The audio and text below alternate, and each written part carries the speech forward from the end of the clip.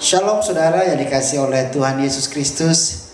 Saya mengucapkan selamat hari Minggu dan biarlah menjadi berkat kita semua ibadah kita hari ini.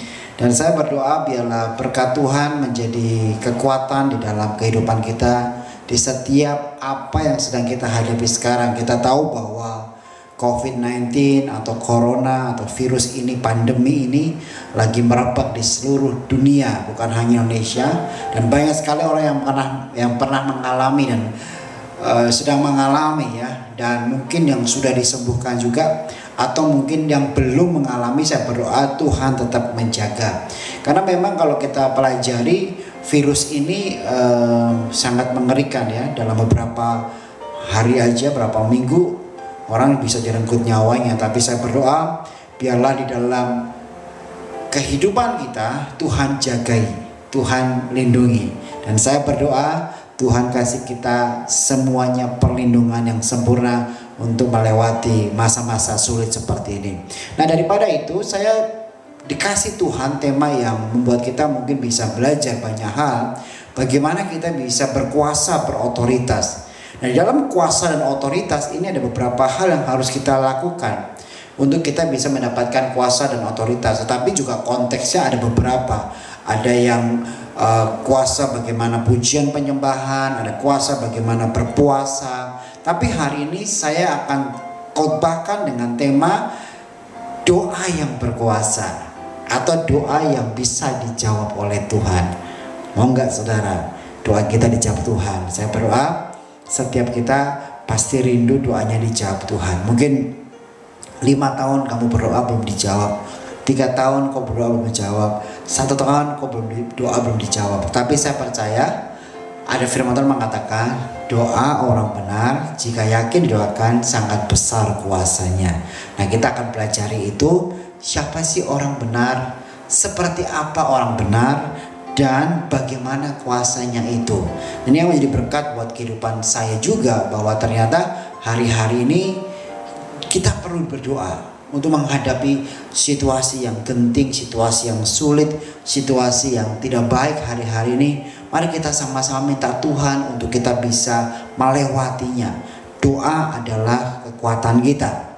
Doa adalah nafas hidup orang Kristen. Kita berdoa bukan hanya meminta, tapi kita berdoa juga kita perlu Tuhan untuk bisa berkomunikasi. Kita punya hubungan yang baik ada dengan Bapa dan anak. Kita adalah anak dan dia adalah Bapa, dan kita punya hubungan yang baik. Oke saudara, mari kita buka firman Tuhan di Yakobus pasal yang ke-5 ayat yang ke-17. Jadi saya suka sekali firman ini karena firman ini ada seorang nabi yang di perjanjian lama dimasukin di perjanjian baru di Yakobus. Yakobus menulis bahwa ada doa yang penuh kuasa. Kalau kita melihat topik dari Yakobus pasal yang ke-5 ditulis bahwa doa yang berkuasa. Makanya kita akan pelajari firman ini supaya menjadi berkat buat jemaat sekalian. Karena beberapa orang sedang capek, dia bilang, Pastor Joy, saya kok sudah capek sekali, saya nggak bisa melewati ini. Saya sudah berdoa, saya sudah minta sama Tuhan, saya sudah berusaha untuk terus menerus berdoa, tetapi kenyataannya hasilnya nggak sesuai dengan yang saya harapkan. Mungkin ada juga orang yang sedang berdoa dan mengatakan, Pastor Joy, saya sudah capek, udah putus asa. Nah, kita berdoa, kita percaya bahwa ini menjadi sebuah jawaban khotbah ini. Bagaimana doa-doa ini bisa dijawab oleh Tuhan? Memang tugas dari Tuhan memang menjawab doa, karena yang punya kuasa adalah Tuhan. Tetapi ada reflection atau ada aplikasinya, refleksinya atau aplikasinya yang bisa kita ngerti dari firman Tuhan yang akan saya sampaikan ini. Oke saudara, mari kita buka Yakobus pasal 5 ayat yang ke-17. Dikatakan begini, Elia adalah manusia biasa sama seperti kita, dan ia telah bersungguh-sungguh berdoa. Ingat ya, ada kata-kata bersungguh-sungguh berdoa. Nah, ini yang kita akan pelajari. Supaya hujan jangan turun dan hujan pun tidak turun di bumi selama 3 tahun dan 6 bulan. Nah, ini kisah tentang Elia ini. Waktu Elia sedang melihat bangsa Israel mengalami hal-hal yang tidak baik. Dan akhirnya Elia berdoa sungguh-sungguh supaya hujan jangan turun, dan hujan pun tidak turun di bumi selama 3 tahun 6 bulan. Nah, kalau kita lihat di ayat yang ke-16, baru ada mengatakan begini, ayat yang ke-16 ya. Karena itu hendaklah kamu saling mengaku dosamu dan saling mendoakan supaya kamu sembuh. Doa orang benar bila dengan yakin didoakan sangat besar kuasanya ya. Nah, kembali ke 17 tadi, ada 2 konteks yang berbeda. Satu mengatakan jikalau, ayat yang ke-16 mengatakan jikalau kamu saling mendoakan, mengaku dosa supaya kamu sembuh, dan doa orang benar sangat besar, bila yakin didoakan sangat besar kuasanya. Tetapi ayat yang ke-17, Yakobus menulis tentang Elia. Apa sih hubungannya Elia dengan doa orang benar ya? Siapa itu yang menjadi orang benar, dan bagaimana kita bisa punya doa yang benar dan berkuasa seperti Elia? Karena secara sistematik, secara hermeneutiknya, secara firman Tuhannya, Elia yang dijadikan contoh untuk doa yang berkuasa ini.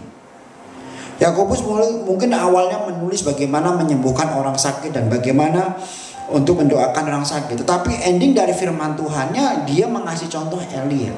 Jadi Elia adalah orang benar, dan Elia orang benar berarti Elia yang akan dipakai Tuhan untuk dijawab doanya. Tapi apakah kita diaplikasikan di zaman sekarang? Bisa. Tapi yang harus kita pelajari begini, Elia adalah manusia biasa dan ia telah bersungguh-sungguh. Nah, saya suka dengan bahasa aslinya. Bersungguh-sungguh artinya prosyukai. Bahasa aslinya mengatakan prosyukai. Dari dikatakan tidak pernah berhenti, tidak pernah lemah, tidak pernah putus asa, artinya juga tidak pernah stop, terus menerus prosyukai. Jadi waktu Elia berdoa, dikatakan di sini nggak ada waktu Elia bersungguh-sungguh selama setahun, waktu Elia bersungguh-sungguh selama 2 tahun. Di sini nggak ada tulisannya seperti itu. Tetapi di sini Yakobus cuma menulis Elia adalah manusia biasa sama seperti kita, dan ia telah bersungguh-sungguh berdoa supaya hujan jangan turun, dan hujan pun tidak turun di bumi selama 3 tahun dan 6 bulan. Artinya di situ tidak ada waktu. Tapi waktu saya pelajari ini, prosyuka ini, artinya Elia tidak pernah berhenti berdoa.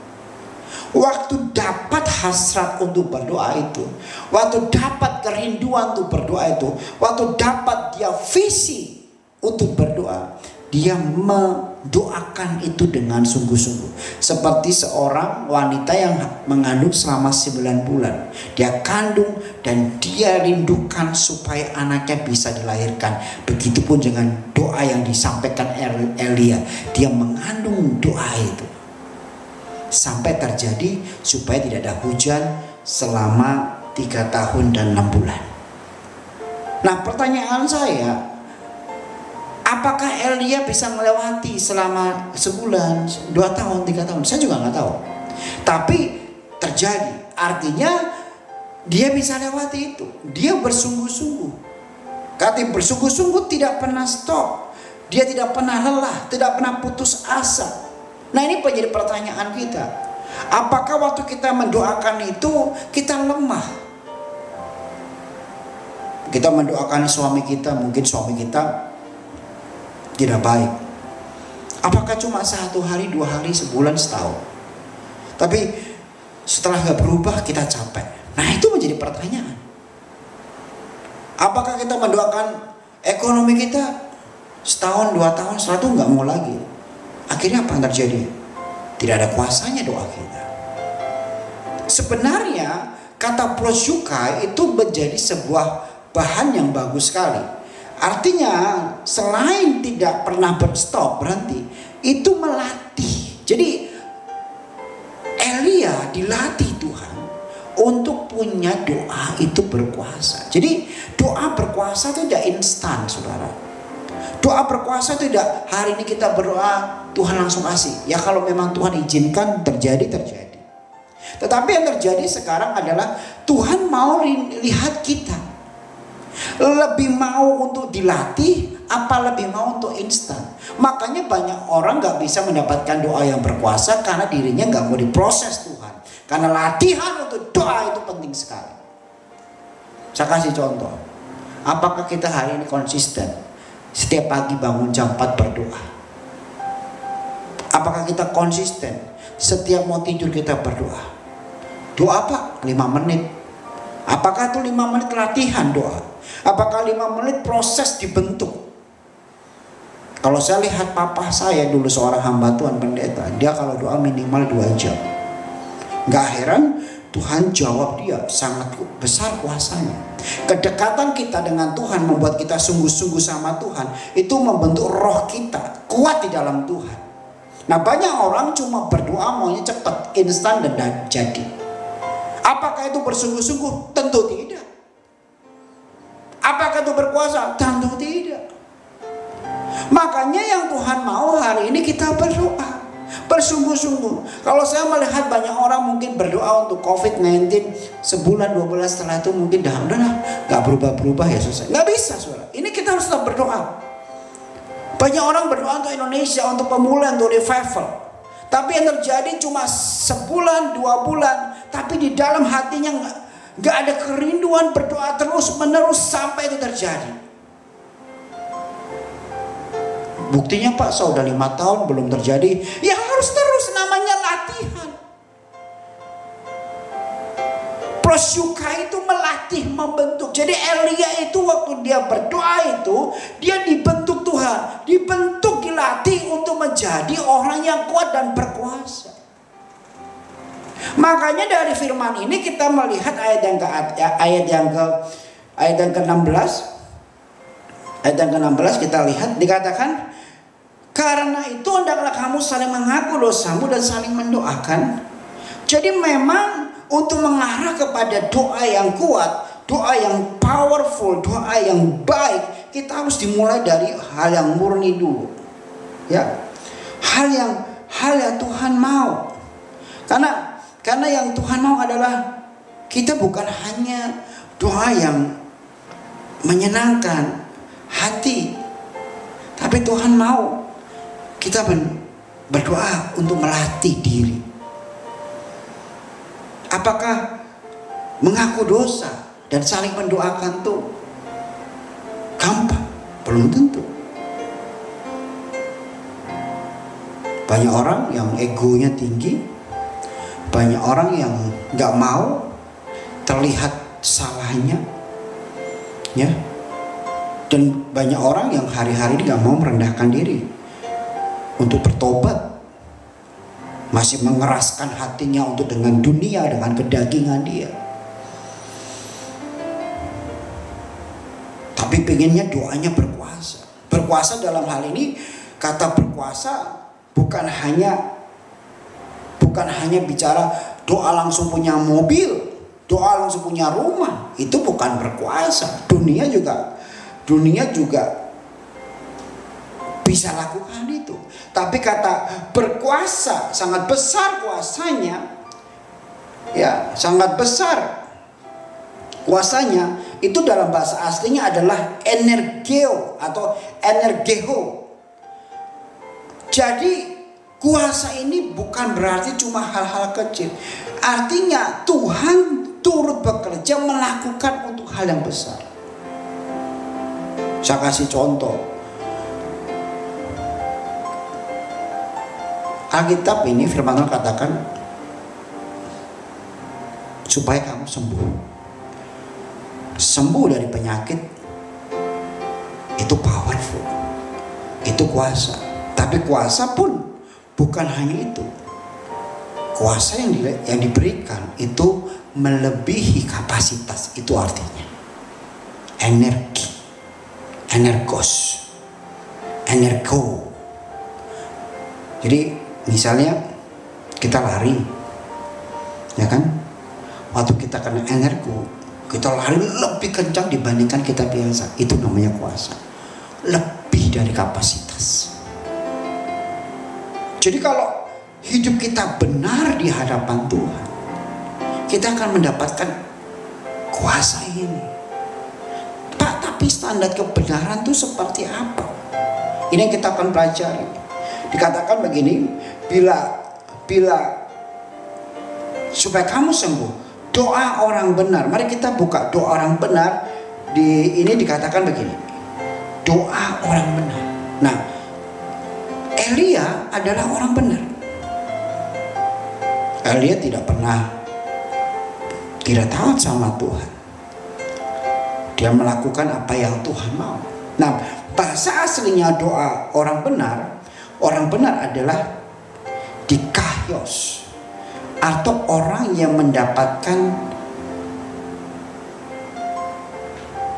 otoritas, hidup benar, tidak bersalah, adil, kudus, tulus, murni, saleh. Jadi kalau kita pelajari ini, Elia adalah orang itu.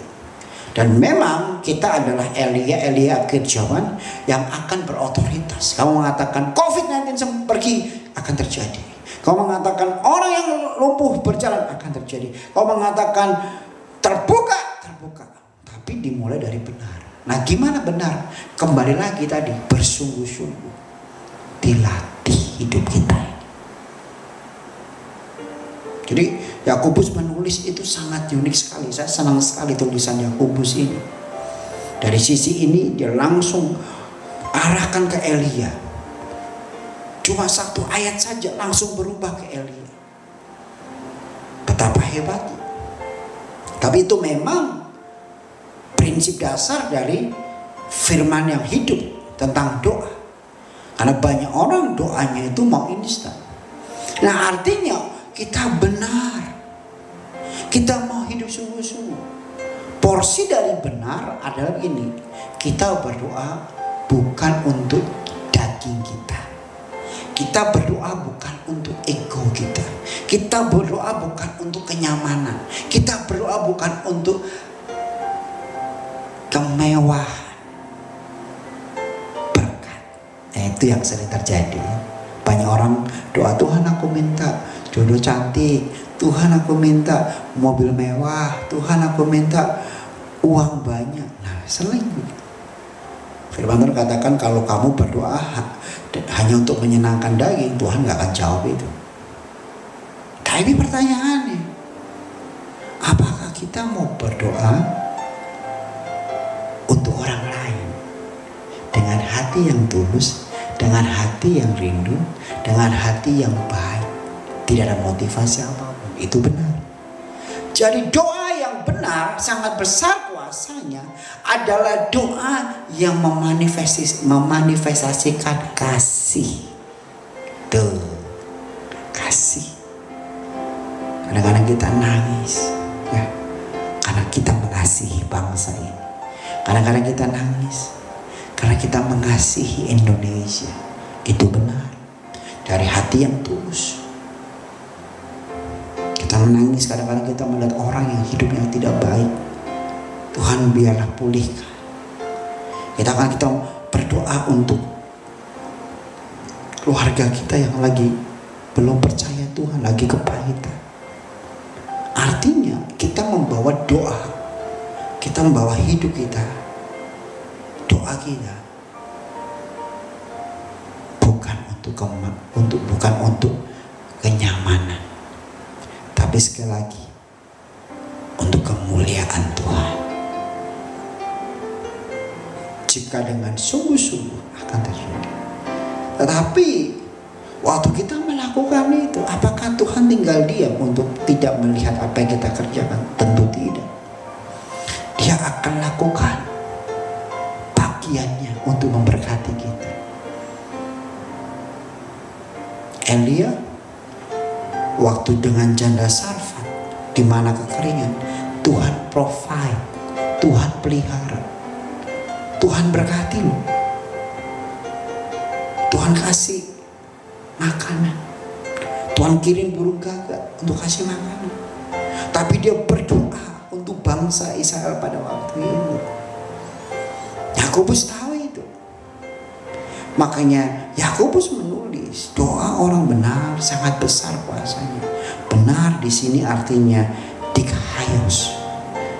Dikayos. Apakah kamu mampu melatih dirimu untuk berdoa untuk banyak hal di luar sana yang orang lain tidak mau doakan? Kamu mengambil keputusan untuk mendoakan. Amin, saudara. Orang yang mendoakan COVID-19 hari-hari ini mungkin sudah berkurang karena COVID terus masih ada. Tapi ada banyak orang yang masih merindukan pemulihan. Saudara harus punya kuasa, harus punya urapan Tuhan, tidak pernah capek. Sekali waktu saya punya papi saya seorang hamba Tuhan, pendeta juga. Kita dulu tinggal di rumah yang kecil, rumah RSSSS, rumah sempit sekali, susah semuanya. Pada waktu itu saya berpikir mungkin kita nggak punya hal yang harus kita banggakan ya, sombongkan. Apa rumah kecil, orang miskin, saya jalan kaki sekolah, itu pulang pergi, kalau berangkat 1 jam, pulang 1 jam ya. Gak gampang waktu itu. Tapi papi saya itu setiap pagi jam 4 doa. Selalu pertama kali yang didoakan bangsa ini, didoakan gereja, karena kita papi saya gembala sidang. Dan setiap pagi papi saya kelilingin rumah itu, dia berbahasa roh, dia berdoa. Sekali waktu saya pernah tanya, papi ngapain sih gak pernah capek untuk kelilingi rumah? Bukan setahun 2 tahun kelilingi rumah, bertahun-tahun. Sampai tetangga kita bilang, orang tua kita gila karena ngomong-ngomong sendiri setiap pagi. Tapi ya mungkin bagi mereka gila, tapi bagi Tuhan itu hal yang luar biasa karena mempertahankan iman. Secara logika memang gak sesuai, ya kan gitu. Tapi yang terjadi adalah sekarang terbukti Pak bisa membangun yayasan, menolong begitu banyak orang. Tapi Tuhan juga provide. Rumah yang kecil RSSS itu sekarang besar sekali. Ada gerejanya, bisa nampung ratusan orang. Dan saya juga mempelajari itu. Artinya apa? Konsistensi seorang hamba Tuhan, seorang Kristen itu dimulai dari doa kita yang tidak pernah jemu-jemu. Apakah sekarang kau baca Alkitab masih konsisten? Apakah kau berdoa masih konsisten? Apakah kau beribadah masih konsisten? Itu yang Tuhan lihat. Kalau Tuhan mau jawab hari ini corona pergi, bisa. Kalau Tuhan mau menyembuhkan COVID-19 dari Indonesia, Tuhan hardik, bisa. Tuhan sangat punya kuasa untuk melakukan itu semuanya. Tapi pertanyaan saya, kalau Tuhan lakukan ini, apa yang kita lakukan? Terlalu gampang kita, terlalu enak, terlalu nyaman hidup kita ini. Semuanya serba manja. Saya bersyukur dengan adanya COVID-19 melatih kita untuk kembali lagi kepada Tuhan. Di sisi lain saya juga ingin cepat pergi supaya tidak mengganggu aktivitas. Tetapi kadang-kadang Tuhan harus lakukan itu supaya membentuk kita, supaya kita menjadi orang-orang yang bersungguh-sungguh di dalam doa. Jadi doa orang yang benar sangat besar kuasanya. Bukan masalah jawabannya, tetapi masalah pribadinya dengan Tuhan. Itu yang paling berkuasa.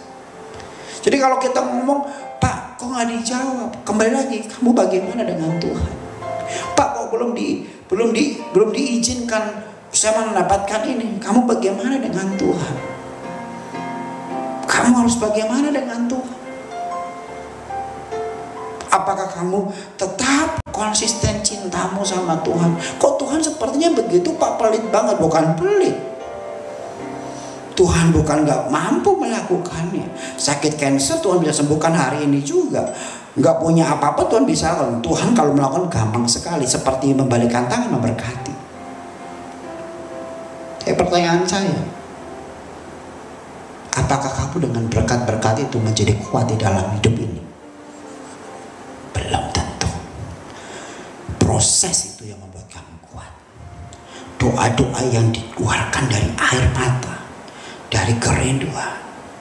Begitu banyak martir yang doanya luar biasa, akhirnya mengubah negara seperti China, seperti Korea. Dulu siapa yang kenal Tuhan di sana? Gak ada, cuma orang-orang yang mau berdoa, berkuasa. Jadi doa itu seperti lempengan supaya Tuhan turun dan duduk di atas doa kita. Artinya waktu Tuhan ditinggikan dengan doa kita, itu powerful. Kalau cuma berkuasa mengubah hidup kamu gampang, tapi yang Tuhan mau berkuasa mengubah banyak hal. Jadi kamu ini punya dampak yang luar biasa. Kamu bisa doa keliling, kamu bisa doa syafaat, kamu bisa doa apapun, ada banyak macam doa. Doa dan doa. Dan pertanyaannya, kembali lagi, seberapa banyak kamu berdoa? Kembali lagi, pribadimu sama Tuhan seperti apa? Apakah kamu seperti Elia?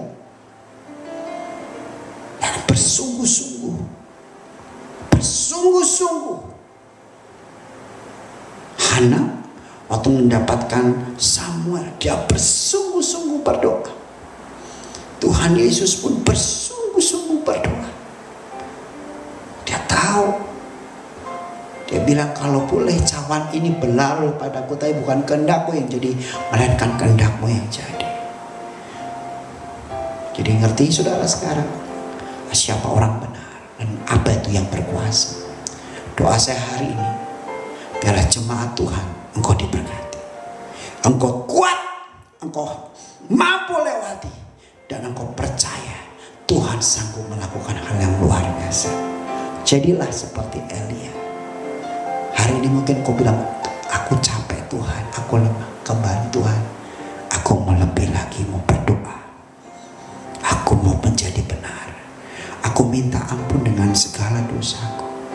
Kembali Tuhan, aku mau mencintai sungguh-sungguh dengan Engkau. Amin ya, mau ya? Kita merubah semuanya menjadi baik. Mari kita berdoa.